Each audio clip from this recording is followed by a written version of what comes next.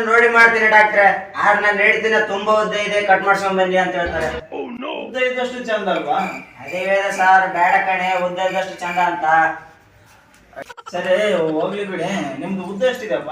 Sir ಕೇಳ್ತಿರಲ್ಲ sir. ಬೇಡ sir, ಒಳಗಡೆ ಬನ್ನಿ. ನಡಿ ನಡಿ, ನಿಮ್ದಾದ್ರು ಹೋಗ್ಲಿ ನಡಿ. ಬನ್ನಿ ಸರ್.